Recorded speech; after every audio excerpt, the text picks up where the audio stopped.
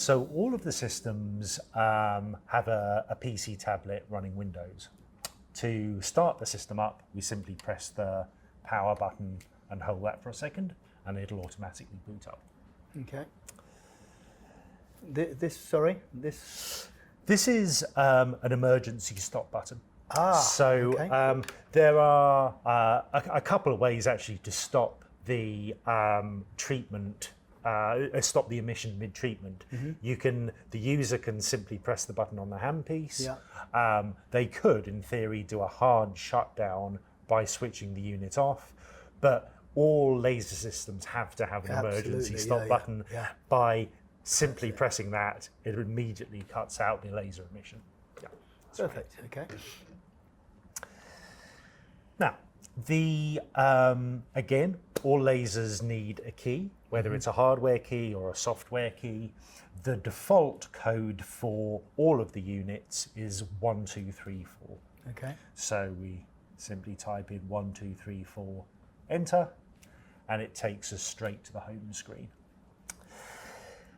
There are 5 major buttons on the home screen, but when it's a brand new unit, the first thing I would do is check the defaults in setup.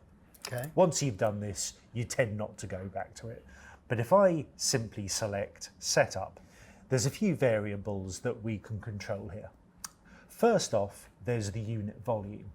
So when emission's actually taking place, we've got 3 volume levels that we can choose.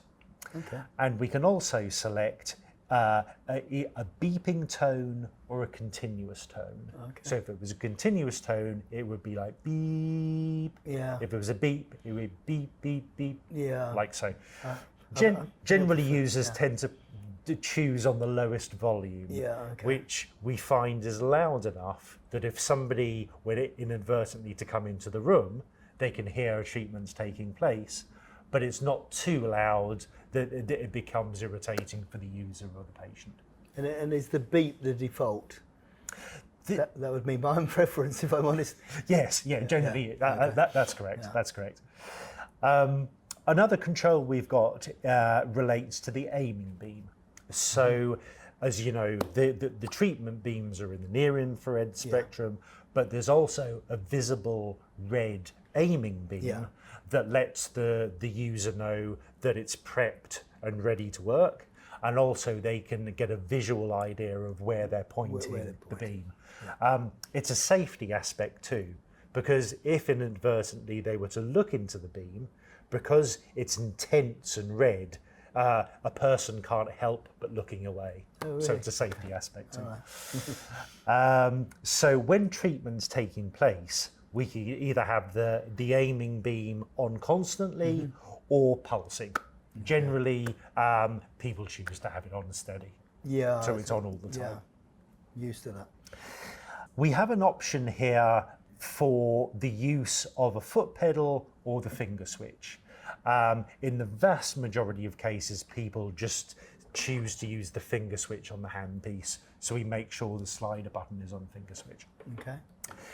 Probably the most important thing to check in the setup of the software is the finger switch override, which can be either on or off. If we have the finger switch override set to on, which is generally what people do, that means that during a treatment, you don't have to keep your finger constantly depressed on the finger switch, which tends to give you a bit of a stiff wrist. If for any reason you wanted to be super safe and if we had the finger switch off, the user needs to constantly keep their finger pressed on there for emission to take place. But generally the default people use is to have that on. Yeah. And so, sorry, Duran, just to go back, the foot pedal, is that something that comes as standard or is... No. There is an option and there's an attachment in the back for a foot pedal device. Okay. But and if that option was chosen, you would simply move the slider across. Perfect. The final option with the XPI and the XLI devices is the enablement or disablement of the haptic and visual feedback on the handpiece. So again, slider buttons on and off. The default is to both give haptic feedback and the amber and the red and the green light feedback, depending on how the user's moving the handpiece. If for any reason you want to disable either one or both of those, you would simply move the slider to off.